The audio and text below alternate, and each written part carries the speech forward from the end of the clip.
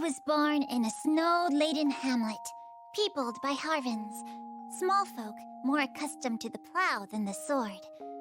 We believed the skies far too vast for us, and, as I was soon to learn, its dangers far too many. It happened when I was yet a green, callow youth. I strayed beyond our fences and into the claws of a monster. I cried for help, but all that met my voice were the howls of the wind. Abandoned even by hope, I could only give myself up to death. But before the darkness took hold, I saw brilliant figures skimming the sun-kissed snow. They were the Lumiel Order of Holy Knights, come to my rescue.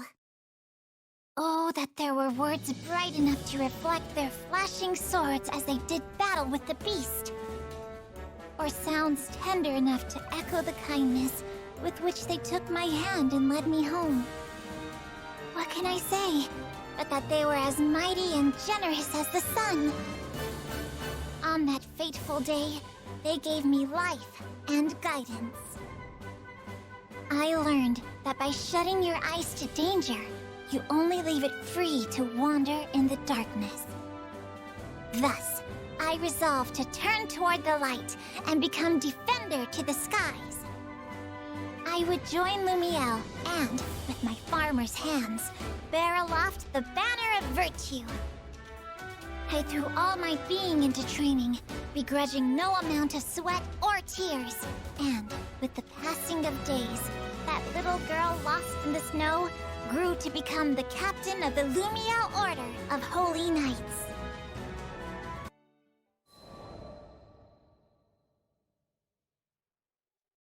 As captain of an order of knights, I was faced with a colossal problem. And that was my small stature. No one had ever heard of a Harvin leading a charge, what with our stout legs and poor reach. Now that I lived among drafts and humans, I would have to develop a style of combat that would turn my size, if I may so phrase it, into a matter of little importance. Seeing that I worked twice as hard, despite being half as large, my compatriots grew to respect me, and I was appointed captain. Their very heartstrings thrummed with joy. But even the brightest diamond has its flaws. Within Lumiel's proud walls, there were some that scoffed to behold a Harvin captain of their knights. For my part, I cared not what was said of me. However, I would not stand to have the good names of my comrades dragged through the mud. We are an august and redoubted order, and I'd rise up to that image by any means necessary. Thus began my days of height exercises, stretching devices, and miraculous concoctions. Not all came from reputable sources, but I took a tactical approach. If it had a chance of working, I'd try it. Days grew into weeks, which grew into months, but I grew not 1 inch. Then, it happened. Right as I was on the verge of losing all hope, word reached me of a distant village that had devised a height tonic. Here was the answer to all my prayers. With expectation lending the spring to my step, I slipped from my quarters and set out on my quest.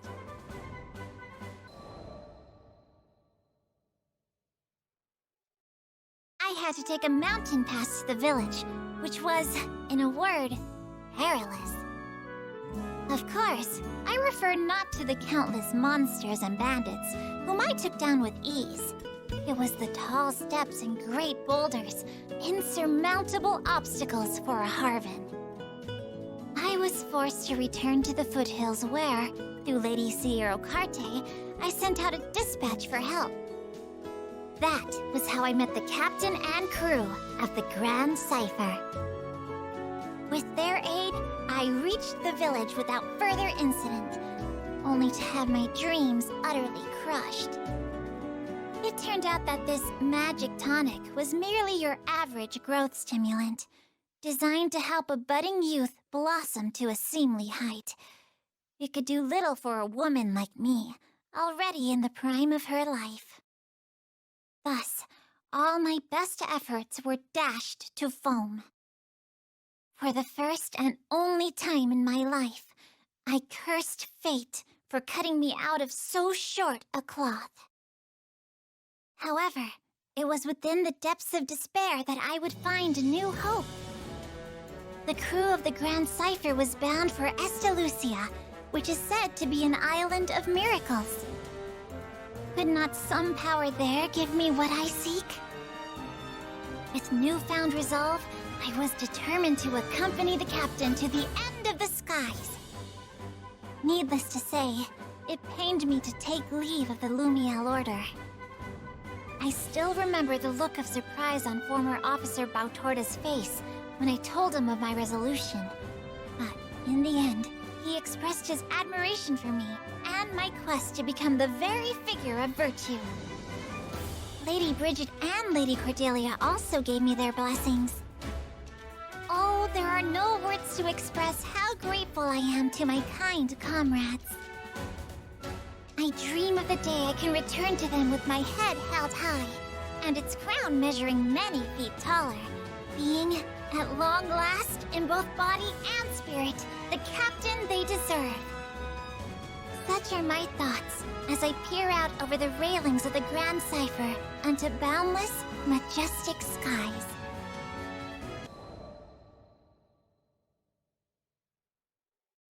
One day, when I was visiting Seed Hollow on business, I espied a young man crouched in a corner of the central plaza. There was no mistaking his mussed hair, a style rebellious youth call the Mohawk, and surly face. Here was Sir Soupstock, helmsman of the family Zothba. Is something the matter? The lad met my inquiry with a scowl. The hell are you looking at? Beat it, kid. Wait, hold on a sec. Ain't you a part of that crew? Assured of my goodwill, Sir Soupstock unfolded his troubles. Whilst making his usual rounds squaring away accounts, the lad had met with some resistance. One of their clients, a nobleman disdainful of Sir Soupstock's low birth and tender age, had refused to pay. I'm an officer too, you know. Got my own grunts working under me, good people.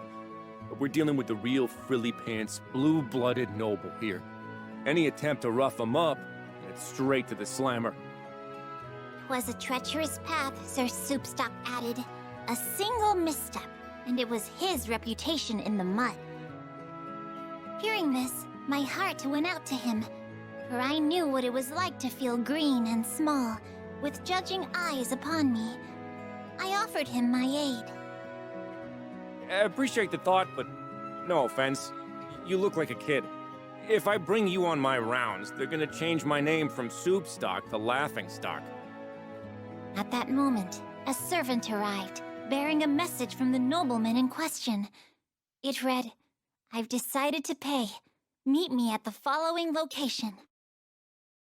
This whole affair was starting to smell ranker than a goblin's breath. He could just as easily have sent money with the servant. Why go through the trouble of arranging yet another meeting? There was mischief afoot, and I resolved to accompany Sir Soupstock to stop it in its tracks.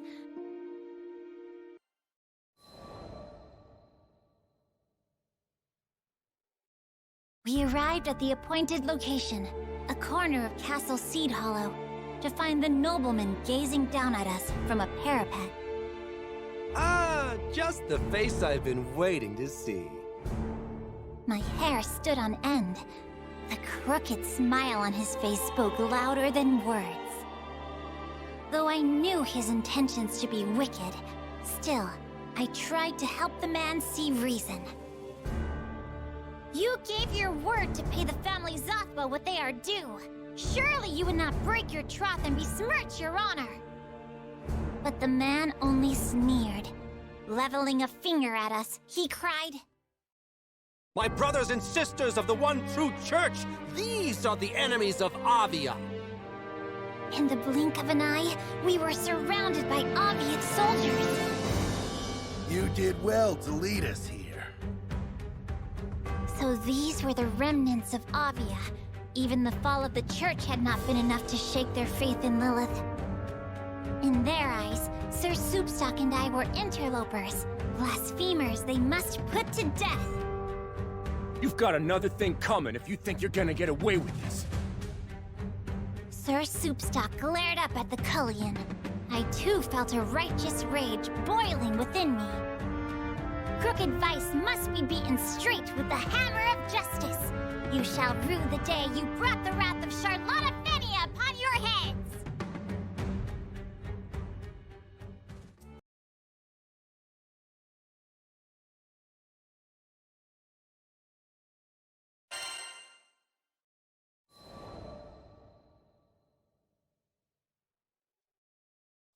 Sweet blazing broth.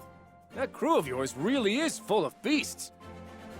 After making some courteous response to Sir Soupstock, I turned my attention to the nobleman. You must pay for what you bought. I thought even children knew that. And so, with many groans and grimaces, the varlet handed Sir Soupstock what he was owed. You sure got me out of a tight spot.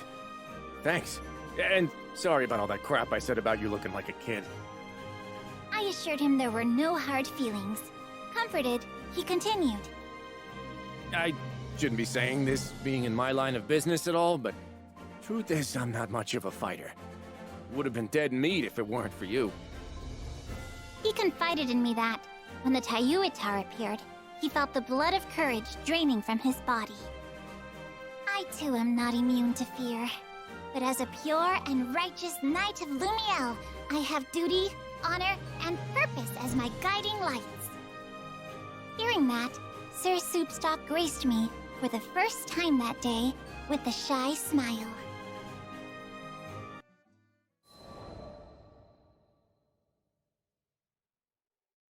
With the Aviath soldiers defeated and the money safely in hand, I believed it to be clear skies. And yet, some clouds still darkened Sir Soupstock's brow. Man, I can't even do my job without somebody holding my hand. Maybe I just ain't cut out for this, yeah? Apparently, even his own officers afforded him little respect. However, I saw in his earnest eyes and noble bearing that he had the makings of a great leader. Alas, we cannot view ourselves but by outward reflection, which often dims our inner value. You were given high office, Sir Soupstock. Does that not mean someone sees in you true worthiness, though you yourself may be blind to it?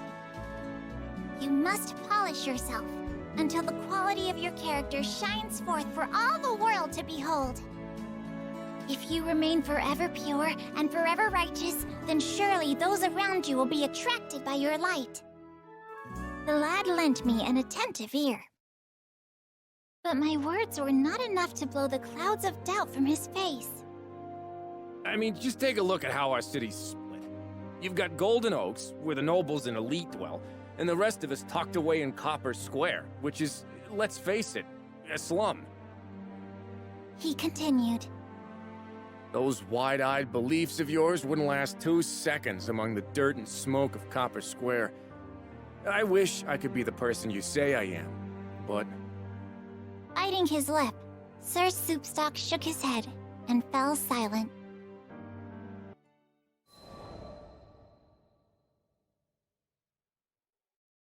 A few days later, Sir Soupstock asked me to meet with him again. In a cozy Seed Hollow tavern, he told me he'd investigated our erstwhile friend, the nobleman. It seemed the scoundrel was now prancing about the city, spreading lies and slander about the family Zothba. Sir Soupstock hoped to make his own rounds and mend what damage he could. But, fearing yet another ambush from Avia, he hoped I would accompany him as his guard. His own staff, infuriated by the nobleman's dastardly doings, were foaming at the mouth and mad for a fight. However, the level-minded Sir Soupstock knew that stooping to bloody violence would only further stain their image. I've gone through his dirty linen, and believe me, there's a lot of filth. I'd leak it now, but with these rumors floating around, I don't know if anybody'd believe me. Never one to stand for such injustice, I began cudgeling my brain for a solution.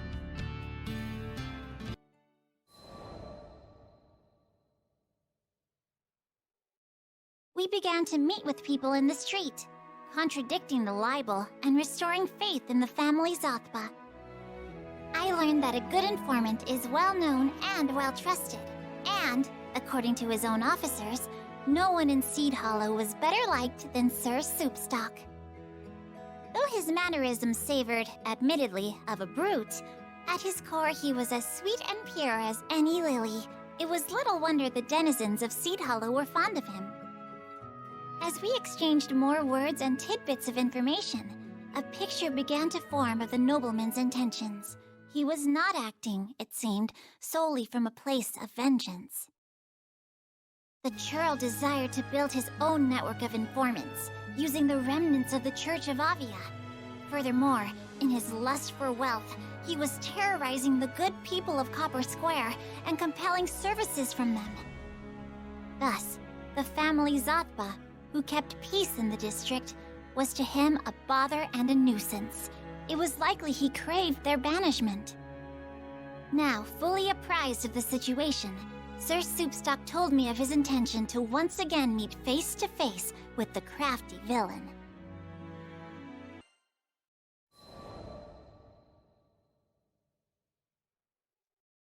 We called upon the nobleman, who, as before, had found himself a lofty place to stand, no doubt to compensate for his lowness of character. Sir Soupstock stepped bravely forth and spoke thus. Listen, punk. We know you've been kidnapping people and using them for forced labor, which is, FYI, illegal. I've also got proof that all the money from that phony charity of yours is being used to hire Aviath soldiers. And? The nobleman showed no sign of discomposure. Not one hair on his well-groomed head stirred. And yet, Sir Soupstock, bless his valiant soul, refused to back down. Once this information gets out, you can kiss your fancy-ass titles goodbye. Oh, but it's not going to get out. You see, that's why I've threaded together my lovely little network. Those rumors I circulated? Merely the opening act. I've got the soldiers now, and come next week, it's curtains for the family Zothba. The nobleman showed his teeth in a glacial grin. So you want all-out war? But why? Sir Soupstock stared back, fuming. Well, I suppose there's no harm in revealing my master plan here. Dead men tell no tales and all that. In the nobleman's eyes, coins from his charity were trickling toward a worthy cause, the subjugation of Copper Square.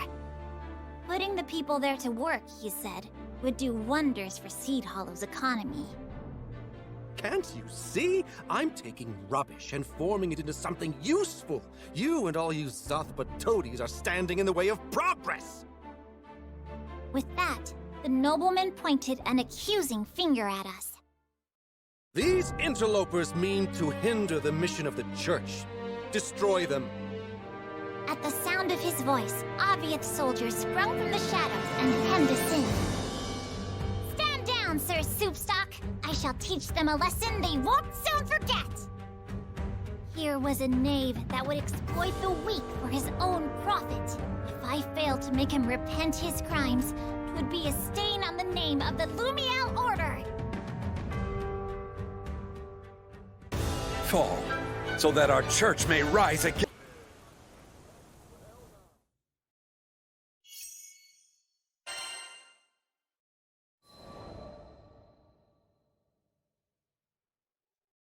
A leader must earn the good graces of their followers through pure and righteous conduct. You cannot buy it with gold, nor command it with power or titles. But instead of lending an ear to my advice, the nobleman began running his mouth, stabbing his own soldiers in the back with sharp words. I thought you Avia bunch were stronger. Pity. The whole damned lot of you aren't even worth a rupee. But don't think you've won, interlopers. I am still a member of the noblesse. Those copper square dogs would lick my shoes in return for a crumb of favor. You may celebrate for a day, but the ultimate triumph shall be mine! You sure about that? Sir Soupstock pulled a transceiver from his pocket. Everything you've said to us, you've said to those copper square dogs. Face it, jackass. You're finished. Voices of censure and indignation began to spill from the transceiver. As Sir Soupstock turned a dial, they magnified, filling all the air with rage. It can't be. Here and there, amongst the heated words, were cries of exultation and praise for the family Zappa. Thus, overcome by a raging sea of noise, the nobleman bowed his proud head and fell to his knees.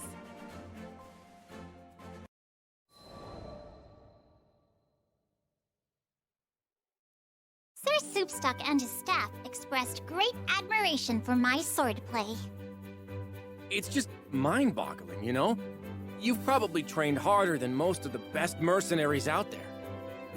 His words raised the gate on a flood of memories, washing me back to a time when I was desperate to prove myself. Yes, it took hard training and much toil to come this far, but I would have collapsed by the wayside long ago if there hadn't been people who supported me on my path. I am where I am because of them. Now, I tried to pay their goodwill forward by helping others as they helped me. So you never stopped trying to be the best version of yourself? Sir Soupstock turned his eyes toward the heavens. I wish I could be strong like you. I wish I had the guts to just go busting in through the front door, sword blazing and ready to dispense justice. Hearing this, all of his officers raised their voices in protest. But you are strong. You got it all, man. The brains, the chill, the network, and the integrity. You could search the whole sky and never find a better informant. We're proud to work for you. Couldn't have said it better myself. Sir Zappa, who'd been watching from afar, made his way forward and clapped a hand on Sir Soupstock's shoulder. You did good, Soupstock. Just like I knew you would. Boss, it's an honor. And that was the first time I ever saw Sir Soupstock give free rein to his emotions.